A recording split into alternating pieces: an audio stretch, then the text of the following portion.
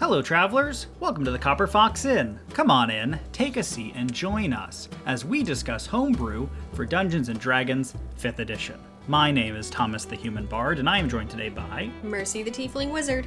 Onog the Half-Orc Barbarian. And our good friend... And remember that you can always send in homebrews that you've designed or that you've found, ones that you want to see featured or talked about more from creators that you feel like don't get enough attention. You can send those to us by commenting them below, by sending them to our email, thecopperfoxinn@gmail.com, or by sending them to us on social media at thecopperfoxinn.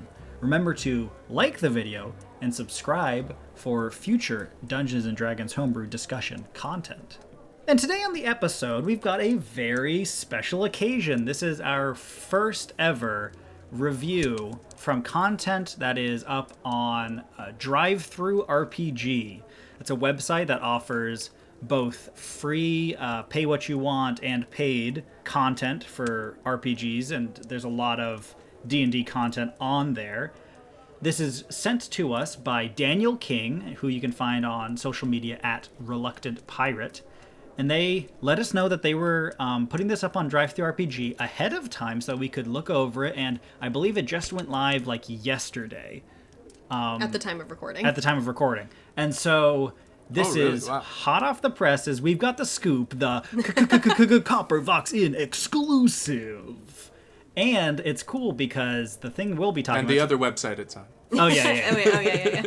yeah. The thing that we're talking about today is a Ranger archetype, which means that we can finish our Ranger week. I was about to say, this is our themed week. Next week will be sorcerers. Everyone knows the last week of September is Ranger week. We all know that. That's a classic thing. So, Reluctant Pirate sent this to us, and they wanted to hear our thoughts. They said they'd love for us to talk about on the channel. This is, as I said, part of a greater supplement. This part, what we'll be discussing today, is free to access. The greater supplement it is a part of, called Tall Tales of the Snowshoe Halflings, is available on Drive-Thru RPG for, I believe, $5.99. And that includes 2 other subclasses, a race option, some gear, some monster statistics, a lot of different options there, and some lore that they've created about the Snowshoe Halflings, which the kind of generalities of are a group of halflings who dwell kind of in the frigid Northlands and have their own unique culture and interests, and that's why they have their unique subclasses available to them. That's very timely with Rime of the Frost Maiden. Exactly. So if you're looking for a way to kind of mod your Rime of the Frost Maiden a little bit, put something in, there's some options here. So feel free to go check it out on Drive-Thru RPG, this one, which is free, or the other one, which is paid. We will include the links to both of those in the description below. So what we are talking about today is the Trailblazer Ranger archetype. I think it's really interesting. This is a very small aside real quick. So trailblazing and blazing immediately brings to mind like fire, like blazing fire. But a blaze in camping and hiking terms is actually a mark on a tree is a blaze. Oh. So a trailblazer is someone who marks trees, like the trunks of trees, on a trail that they're going to be starting, like a new trail. Oh, so it's for future people. So that's cool. You look for blazes upon the trees, which is a classic kind of like hiking thing. If you're looking around for where you lost the trail, you look for the blazes. What are you, an Eagle Scout or something? Yeah, so, I mean, yes, correct. So is that why like the term blaze has come to mean fire? Is because they would say... I have no idea. Because it leaves marks on the trees? I don't know if they have a shared etymology or not, but this is both meanings kind of wrapped up in one. Yes.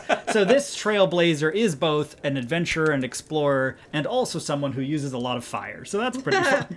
So I will begin with the foreword. This supplement introduces a brand new Ranger archetype to your game, the Trailblazer. Blessed with the power of fire, Trailblazers strike out into the cold, dark world to protect their people and seek the warmth and comfort of safer lands. This archetype originates culturally with the Snowshoe Halflings, a variant race who are mentioned but not included in this document. If you enjoy this archetype, make sure to check out the full supplement, Tall Tales of the Snowshoe Halflings, available now on Drive-Thru RPG. The Trailblazer. In the endless wilderness, a simple campfire represents comfort, warmth, and safety in a dark world. Trailblazers seek to bring the power and beauty of fire to the farthest reaches of the world, providing protection for those who need it and incinerating any dangers they may face. Oh.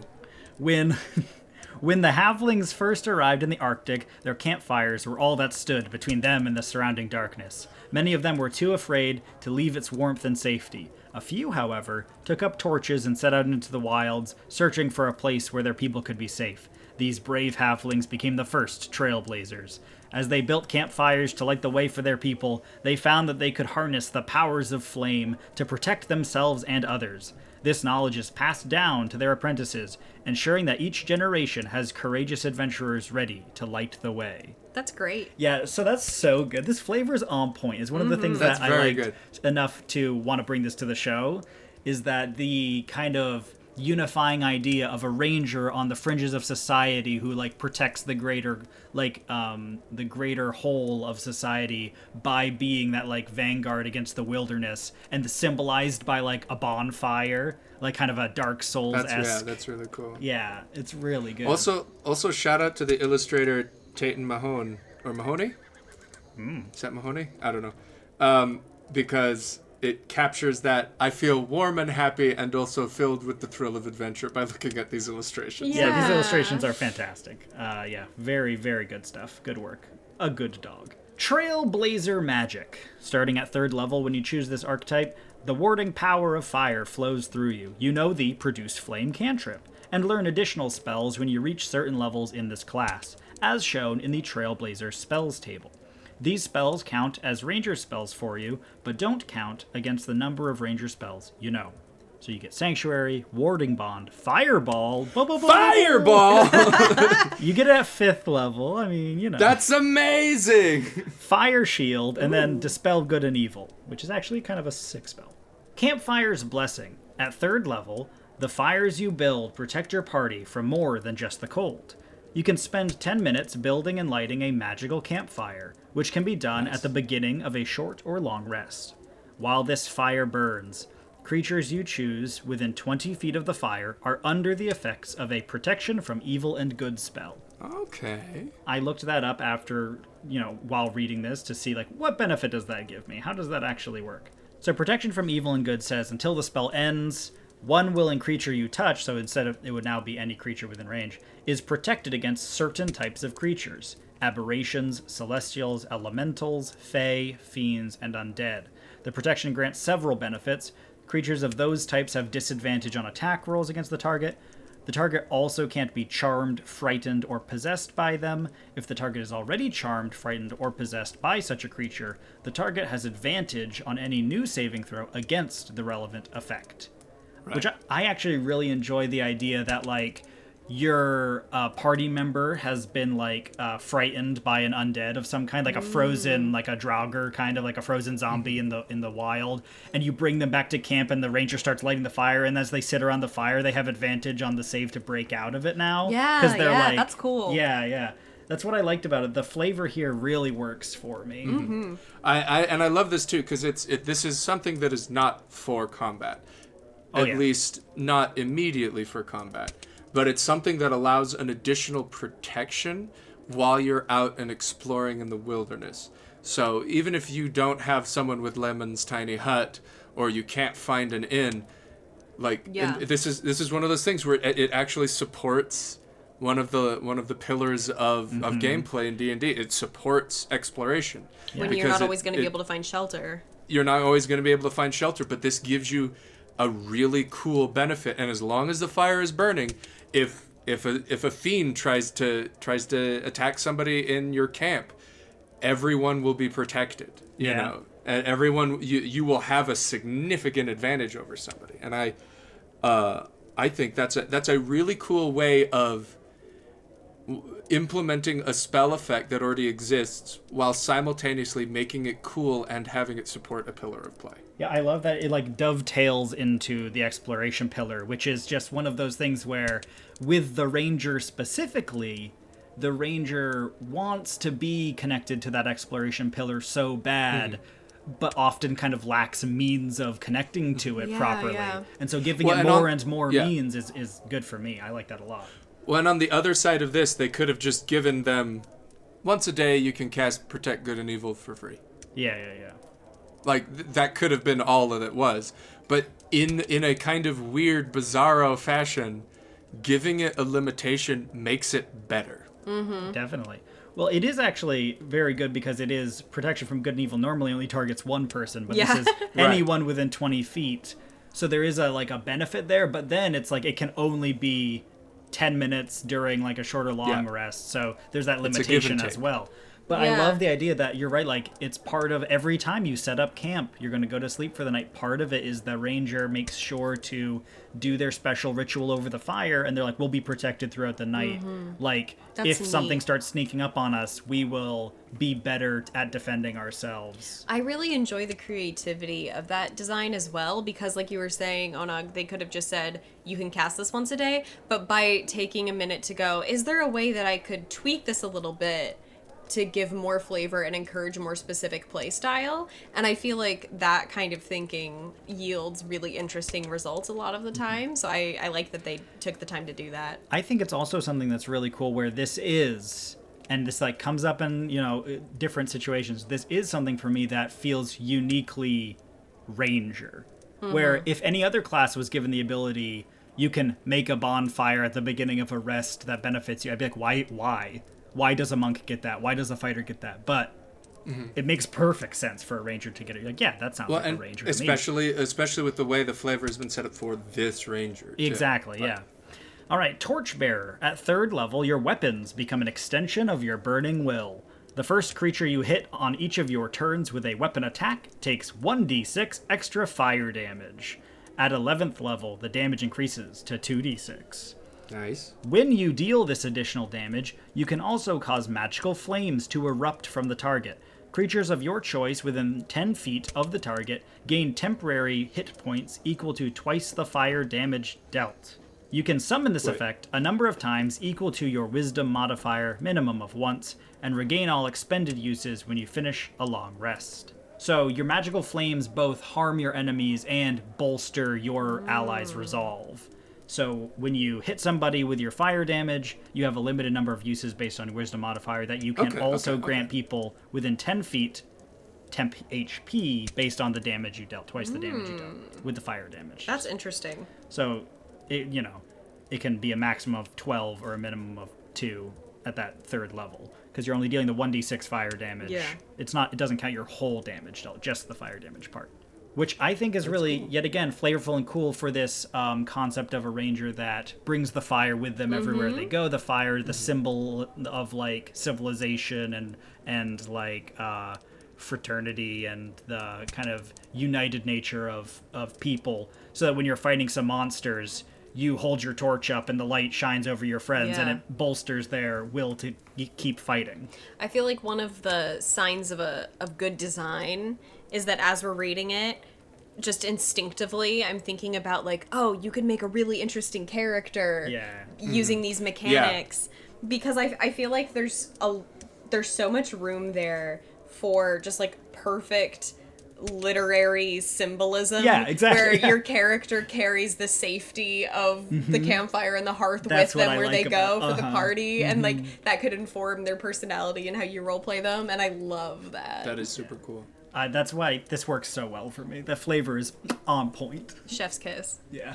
Yeah, this is super cool. I like this. Like, you do understand how hard you have to work to have me say that about a ranger subclass? I know, I know though. But for real, like, this is so really good. Cool. As a ranger subclass, and I'm like, dang, this is really good. Yeah. That's hard to do. This is fun.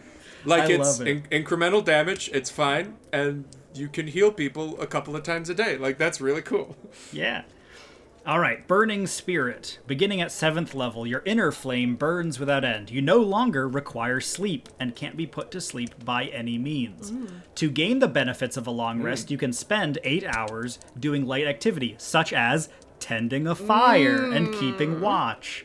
In addition, whenever you put out a campfire that you built with your Campfires Blessing feature, you can cast the Augury spell without expending a spell slot, using the burnt out embers as the material components. I love this so much. It's so interesting. It's not hyper mechanically beneficial. But reading the ashes, that's cool. This is the support ranger. He is hyper utility, and his third level ability, he's already got his damage boost. He doesn't really need anything else. Yeah. And this means no one else needs to keep watch. He can keep watch by himself. And you can kind of get a read on how the day's gonna go. Like, that's so cool. Yeah, and it works. It works. It does work. And also, notice how they included, when they said you don't need to sleep anymore, they still explained what you do during a long rest. Yep. Exactly. It's well thought out, well designed. WotC hired this man. Yeah. When I first read this, I was like, but why? Like, as I was going through the sentence, I was like, they don't need to sleep? What? And then I saw, so essentially their sleep is, like, connected to their fire burning throughout the night. Like, they get to just sit there, hunker down, and be the sort of strider looking into the flames. Just like everyone else can sleep comfortably knowing that they are protecting the camp as long as that fire burns. While they get in their little micro naps. It feels like Link or Geralt just, like, kneeling by the campfire until nightfall or whatever. Yeah, just definitely. Well, you guys you mentioned, like, the fireplace as a symbol, like it is in Dark Souls. This is hardcore dark. Like, I can see this happening in a Dark Souls like esque campaign of just the man who tends the bonfire, and it's it's good. It's really good, right? I want to play It makes one. me happy. It fills me with warmth and the spirit of adventure, like the art and the forward. It's very good. And the flavor itself of a bonfire. They're all working together. I'm so happy. Y'all, I promise Daniel King didn't pay us to say any of this. We just really did not. it. All right, They gave him Fireball. That's so cool. All right, Flare Up. At 11th level, you can propel yourself with a burst of flames. Okay. So, really quick caveat. Of everything in this document, this is the most obviously fantastical element here that you get to, like, firebender rocket hands yourself around. But you know what? Because the rest is so good, I'll allow it. Let's just see where this goes. Yeah.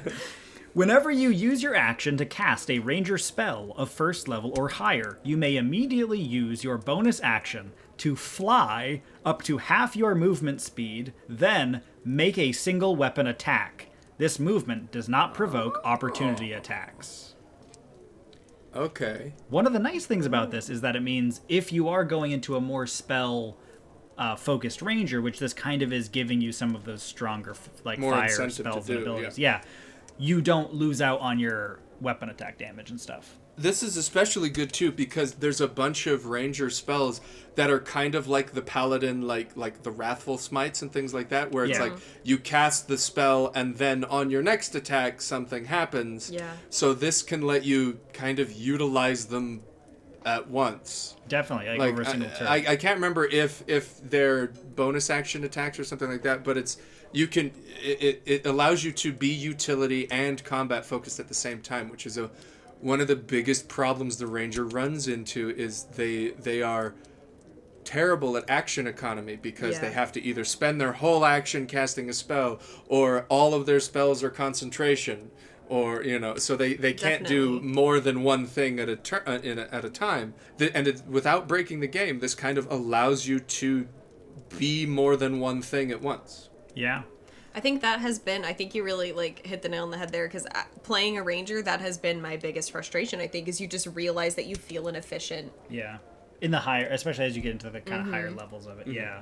Because early on, you feel pretty good. You're making a lot of attacks per turn and stuff. But then I feel like a lot of other classes sort of pass you by. And at a certain point, you realize... this is all I can do on my turn? Yeah, you realize you're very pigeonholed. I mean, I will always cherish in my heart, and I've mentioned it on the show 100 times before, but the moment that Laura Bailey realized that ranger spells are bad on Critical Role, like, I watched her heart break and I just went, this gives me fire, this gives me happiness, when she realized, I should have just cast Hunter's Mark instead of this. Yeah.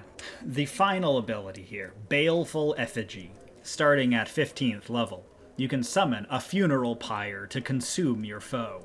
When you Okay. when you deal fire damage to a creature. It's called Fireball, the spell. Yeah.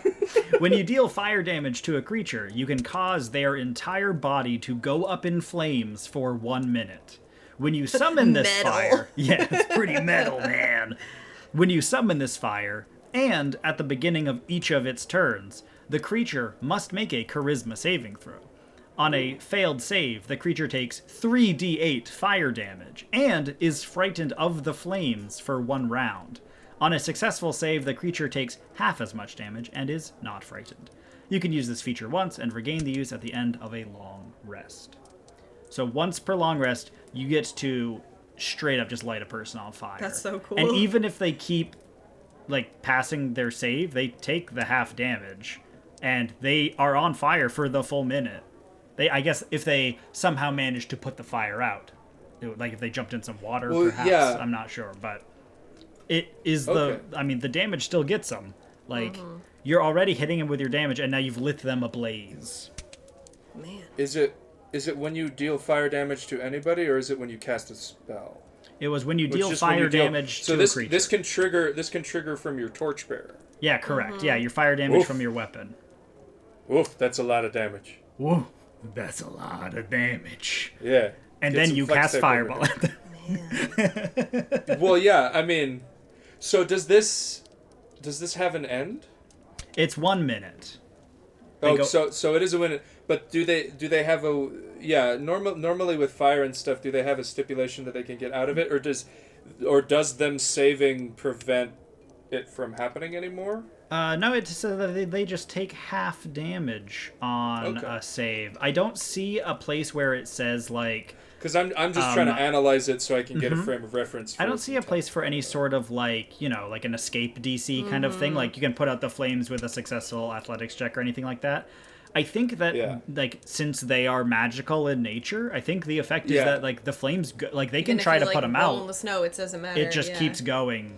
And you get it once per day. It's just a magical fire that burns you until either you or they die. Yeah. How does it work? Maybe you guys can help me understand this. Where they are frightened of the flames? Because typically being frightened, isn't that the condition where you have to then run away? Use your move? No? What am I frightened doesn't mean you have to run away. That is a specific stipulation that certain abilities cause. Okay. Like Frightful Presence. As well as the frightened ability, like Frightful Presence and Fear the spell. Yeah. The frightened condition merely states thus.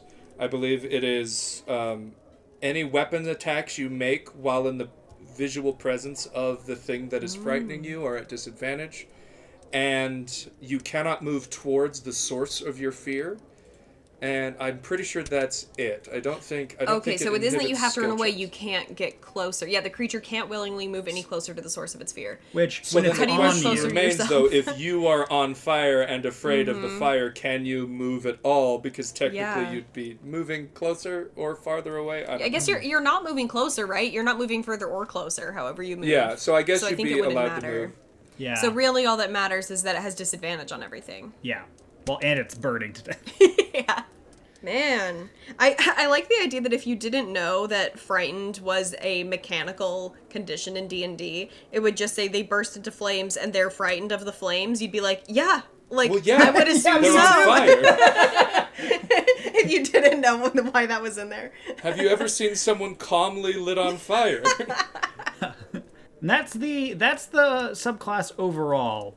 I feel. And here's my personal sort of take on it. I was sent this, or we were sent it, and I was the one who saw the email, reviewed it, looked at it first, and I immediately just fell in love with this subclass. I think this is the most compelling ranger archetype I've maybe ever seen. Gloomstalker is okay, don't get me wrong, but it's never spoken to me very personally and strongly, whereas this one...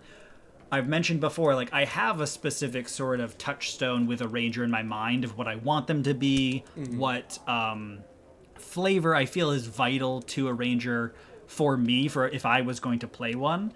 And something about being the person on the edge of civilization who keeps the fire burning, who not only like burns away the threats, but also warms the community and like instills bravery and adventure in their companions. Like, oof, hitting every single one of my ranger checkboxes all in a row. And now this is the only kind of ranger I ever want to play. Yeah, it's like I didn't know that I wanted this from a ranger until I got it. Right? Yeah. Like, only the 3rd and only, like, the 15th ability explicitly increase their damage output. Everything else is utility. Everything else is utility, and yet we still liked it. It's not necessarily about the damage output.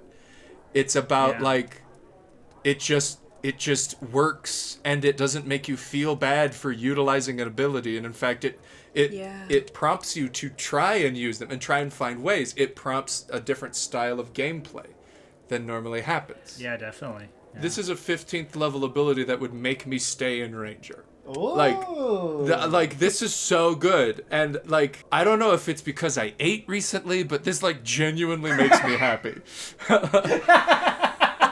Yeah, blood sugar's up. My blood sugar's up. Great, I'm feeling great. Like this is cool. The only thing that isn't included in this document, which you could use sort of other systemic rules to govern, but it never talks about any of the fire you light, like how much light it casts, which is true. In D&D That is true, yeah. sometimes important. And you could obviously look up, I think in the either the PHB or the DMG, it talks about a campfire casts this much light, a torch casts this much light, bright light A for burning 15 corpse feet, like a burning Casts corpse. this much light. And so you could, if you know those, you could go and reference them. But when they're not included in this document, it might leave a few open-ended questions of, well, wait a minute, if they're on fire, are they casting light? Like, did I just light the room up? Or not? I would assume I did. But then Right. the DM might go, does your effect says it casts light? And then you go, no. But it is fire, so it should probably be treated by the fire rules of casting light. But I just wanted to mention it's not. That could very likely be why it was omitted, because it's just, Yeah. it's fire, duh. But you also have to take into account there are some...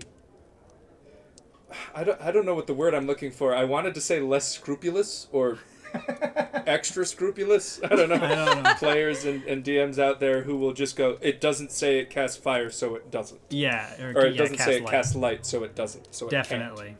And the thing is, like, having to know that in the chapter 5 of the PHB, in a random paragraph, it mentions how much light a campfire casts. It's just like, it's not in a convenient place for me, the player, to go find it. Right. You know what I mean? Right. Yeah.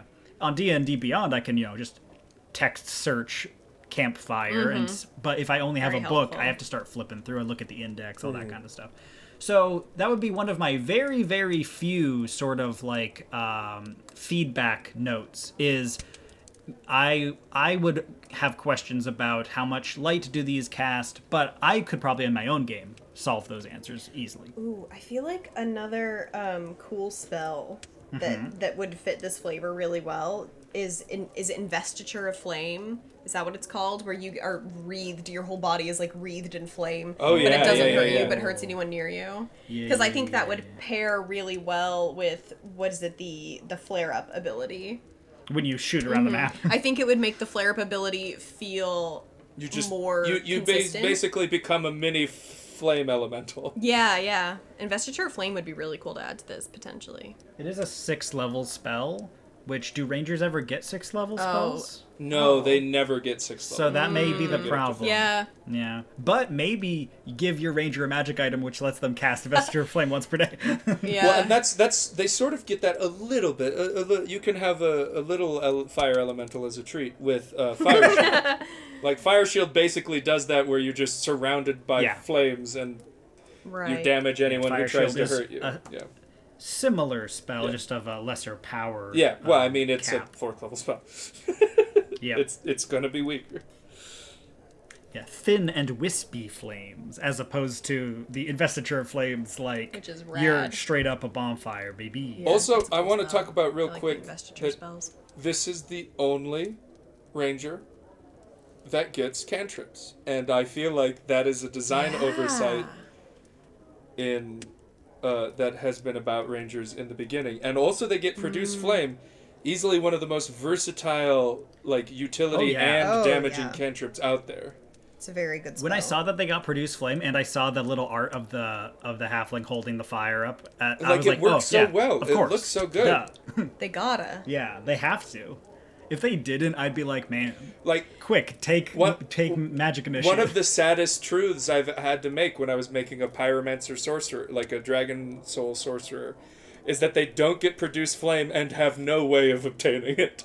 And I'm like, but I want all of the fire. I want all of it. Man. It's one of those things, too, where if in D&D 5th edition, most rangers are somewhat magic. All rangers are at least somewhat magic. They're a half-caster, yeah.